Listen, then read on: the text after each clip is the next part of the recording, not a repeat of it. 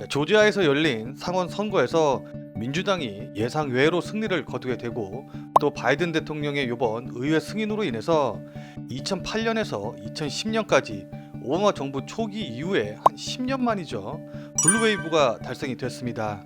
민주당이 블루웨이브를 달성을 하게 되면은 일각에서는 좀 법인세가 인상이 되고 또 기업 규제에 대한 우려가 있기 때문에 현재 시장이 조정을 받을 가능성이 있다라는 우려도 있었었는데요. 그것보다는 지금 시장에서는 대규모 부양책 그리고 바이든 대통령의 그 핵심 공약 중에 하나죠.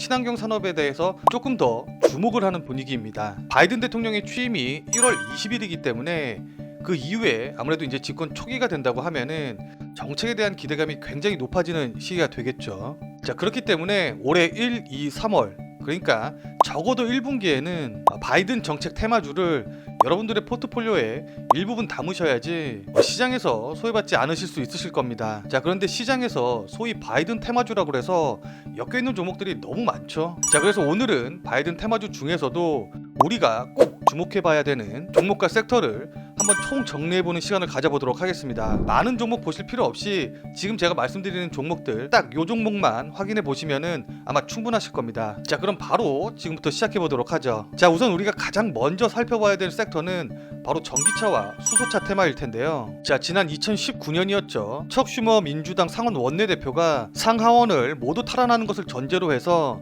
2030년까지 모두 4,540달러, 그러니까 이게 우리나라 돈으로 하면 약 500조 원이 이르는 어마어마한 규모인데 약 500조 원을 투자를 해서 6,300만 대의 내연 기관차를 전기차와 수소차로 교체할 계획을 발표를 했습니다. 자, 이번에 블루 웨이브를 달성을 했기 때문에 이 계획이 실현이 될 가능성이 굉장히 높겠죠. 자, 그래서 우리가 여기서 주목해봐야 될 종목을 여러분들과 함께 좀 살펴본다고 하면은, 자, 우선 리튬 2차 전지용 양극활 물질, 그 다음에 전구체를 제조를 하는 에코프로 BM을 체크를 해봐야 되고, 그 다음으로 반도체용 특수가스, 그 다음에 리튬 2차 전지용 전해질 소재를 제조하고 있는 후성, 자, 그리고 헝가리 전지박 공장에 본격 양산을 앞두고 있는 솔루스 첨단 소재, 마지막으로 삼성 SDI의 2차 전지 부분 협력 업체인 상하프론테크 정도를 확인을 해볼 수가 있겠죠. 자, 그리고 그 다음으로 우리가 재생에너지 섹터에 대해서도 한번 체크를 해봐야 되는데요. 민주당의 블루웨이브 달성으로 인해서 미국의 재생에너지 시장에 중장기적인 성장을 위한 입법 절차가 시작될 것으로 보이는데요.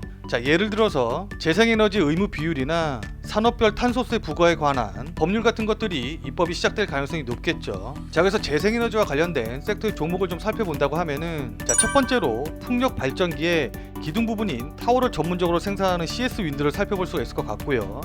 그 다음에 이제 해상용 풍력 발전기의 지지 장치를 개발한 삼강 M&T, 또한 대규모 풍력 단지 조성 및 운영 업무를 하고 있는 유니슨, 그리고 마지막으로 미국 주거와 상업용 태양광 모듈 점유율 1위를 기록하고 있는 하나솔루션 정도를 체크해 볼 필요가 있을 것 같습니다. 자, 그리고 마지막으로 우리가 이제 수소 발전에 대한 부분을 체크해 볼 필요가 있을 것 같습니다. 상업용 대형 건물, 그 다음에 이제 데이터 센터 같은 곳에 수요가 크게 늘 것으로 기대가 되기 때문인데요. 자, 수소 발전과 관련된 종목으로는 우선 건물과 그 다음에 주택, 발전용 연료전지의 원천 기술을 보유하고 있는 두산 퓨얼셀을 생각해 볼 수가 있을 것 같고, 수소 연료 전지 부품인 압력판, 그 다음에 매니폴더를 독점적으로 공급하고 있는 이 진성 TC를 주목해 볼 필요가 있겠습니다. 자, 그러나 지금 말씀드린 바이든 테마주들이 모든 섹터가 동시에 다 같이 상승하는 건 아니겠죠. 어떤 날은 전기차 관련주들이 상승을 하고, 반면에 이제 나머지 섹터 같은 경우는 좀 상대적으로 조정을 받는다던가, 아니면 이제 주목을 받지 못하고 있다가 그 다음 날은 풍력 에너지라던가 아니면 태양력 관련주들이